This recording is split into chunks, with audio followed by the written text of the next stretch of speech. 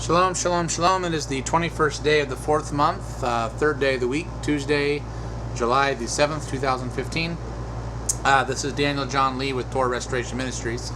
I guess I'm on a roll here lately with all the timelines that I'm developing, but basically what I'm doing is I have now 2 other timelines up on YouTube and on my website, and I'm kind of just gradually zooming in on these timelines and becoming more and more detailed in shorter spans of time. So this next one that I'm doing is just centering on Daniel's 70th and final week. So that final 7-year period that's mentioned in Daniel chapter 9, specifically in verses 26 and 27.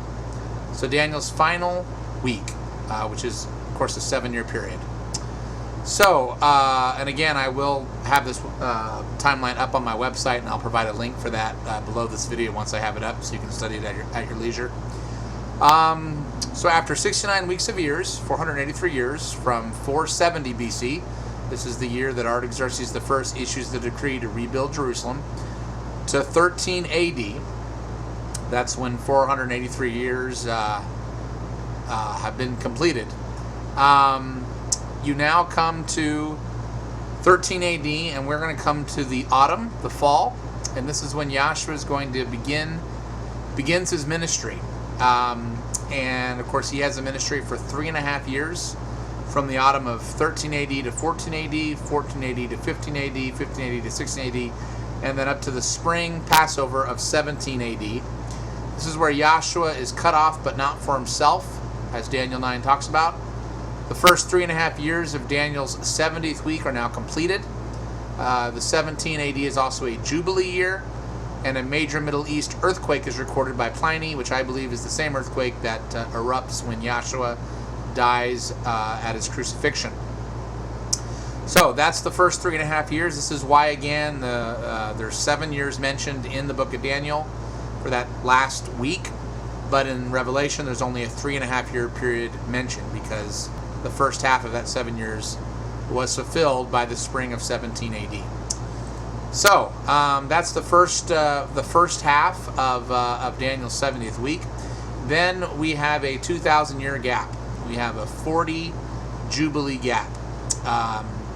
And I explained this, why we have a 40 Jubilee gap, in my video about Daniel's 70 weeks. One thing I want to point out, which I also pointed out in that other video, but I think it's worthy of a second mention. You have 40 Jubilees separating the first half of Daniel's 70th week and the last half of Daniel's 70th week, 40 Jubilees. And then in that 69.5 weeks that you have from 470 until 17, you got another 10 Jubilees. So you got 10 and 40, so you have 50 Jubilees total in this time period, from the beginning of Daniel's 70th week until the end. 50 Jubilees. So I think that's very significant, because a Jubilee happens every 50 years. So 2017 is literally the 50th Jubilee of Daniel's 70 weeks. So I think that's pretty amazing. So we go through this 40 Jubilee gap that separates the first 3.5 years of Daniel's 70th week and the last 3.5 years of Daniel's 70th week. So now we come to the spring of 2017 AD, and it's the Great Tribulation begins, and it's also a Jubilee year.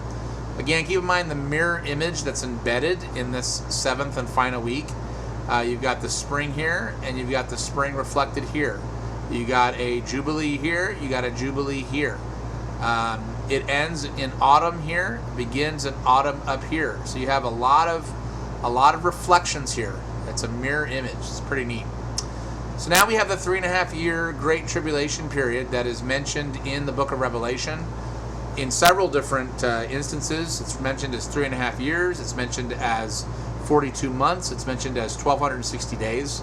But it all means the same thing, and that's a 3.5 year period to finish out that 7-year period of the last week. So the Great Tribulation starts in the spring of 2017 to the spring of 2018 to the spring of 2019, and then stretches all the way to the autumn of 2020 to make 3.5 years. This is when Yahshua returns. The last 3.5 years of Daniel's 70th week are completed. One thing interesting, since 2017 is a Jubilee year, That means 2018 is a first year in the next cycle. 2019 is a second year, and 2020 is a third year of the next 7-year cycle. And what's interesting about that is there's a scripture in Hosea where it says we're hurt for 2 days, and then he binds up our wounds in the third day. So the fact that he comes in the third year of a 7-year cycle, I think, is very significant. And I'm sure if you search the scriptures, you can find many references to the third day being the day that is very significant. Of course, Yahshua is buried in the grave, just like Jonah's in the belly of the well for 3 nights and 3 days, and rises just after the third day. So I think you can find probably a lot of significance to him coming in the third year of a 7-year cycle. Incidentally, 13 AD. So this was a jubilee. So if you count backwards, this was the 7th year, 6th year, 5th year, and this is now the 4th year. So he starts in the 4th year of a 7-year cycle, which is interesting because Yahshua was born right at the end of the 4th millennium. And the number 4 is often tied to Israel. Of course, Yahshua came to minister to the lost sheep of Israel, not really to the Gentiles, but to Israel primarily. So there's a lot of interesting things with the numbers that you can kind of glean out of this final week of Daniel. Again, just to reiterate, I do believe that Daniel's 70th and final week, a 7-year period, is split down the middle by a 2,000-year 40 Jubilee gap, and that you have the first 3.5 years fulfilled in his ministry in the Gospels, and the last 3.5 years is fulfilled in the Great Tribulation that has not yet begun. So, I hope this ministers to you. Like I said, I will put this up on the website and then put a link below this video when I get that done, and you can study this at your leisure. Okay, thank you. Shalom, shalom.